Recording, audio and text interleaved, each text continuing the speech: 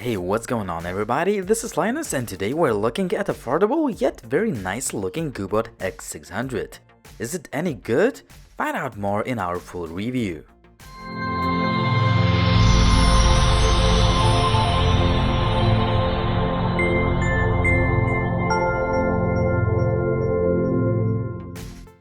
Cubot included some nice accessories along with the S600 phone.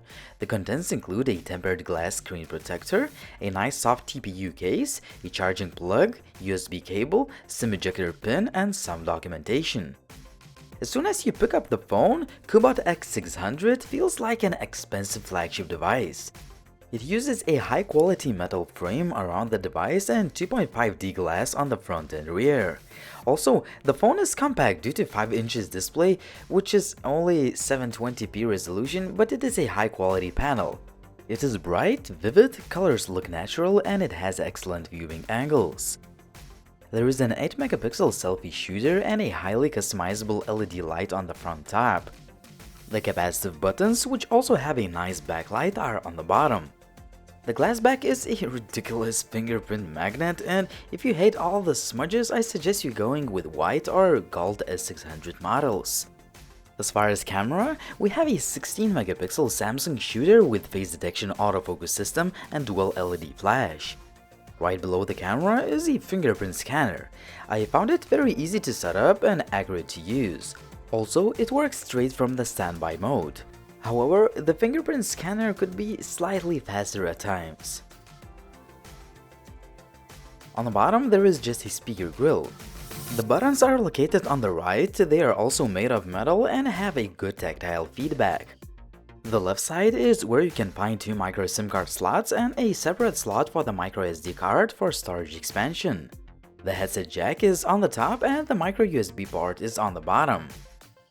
Overall, Cubot S600 sports a great build quality. It is nice to look at and hold it in the hand, and it literally looks like an expensive handset. However, I don't like the glass back as it attracts fingerprints and smudges very quickly. Cubot S600 comes with Android 5.1 with light Cubot skin on top of it. A great thing is that we still have an app drawer, and overall the UI looks like a stock Android with just a few added features and minor design changes. A few notable features would be the ability to highly customize the LED light and assign different colors to different events.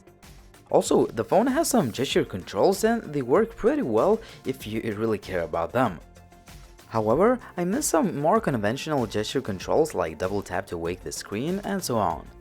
There is one annoying bug that hopefully will be fixed with a software update. Almost every time you enter the camera app, it thinks that you have opened it for the first time. Believe me, it is really annoying as it happened to me almost every time I wanted to take a picture. Overall, the UI is running fast and fluid, and this bug is my only complaint, but I believe it will be fixed with a software update soon. Cubot S600 is not going to be your next flagship device as far as sheer specs go. It has a quad-core MTK 6735A chip with a clock speed of up to 1.3 GHz, 2 GB of RAM, and 16 GB of expandable storage. While these specs assure that day-to-day performance is nice and smooth, but what about gaming? Well, Asphalt 8 runs without lag, but you have to keep in mind that there are quite a few skipped frames and a little bit of stutter. On the other hand, it is still possible to have an enjoyable gaming experience, and Cubot did a great job optimizing the software and hardware. As usual, Full HD content plays without any issues. The sound via earphones is pretty good but nothing exceptional. As far as the loudspeaker, I would say it is above average. While it is not bad, it could have a slightly more depth and the volume output is kind of low.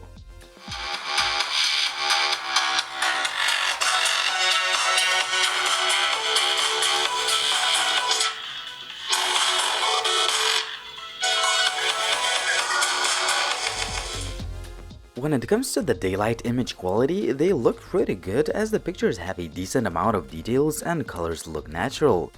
However, some of the images don't have even focus throughout the entire picture. Indoor shots are usually okay, but when there is not enough light, you have to keep your hands steady to avoid blurry shots. Night pictures are above average for the phone carrying this price tag. However, most of the images are ruined by a slight purple tint.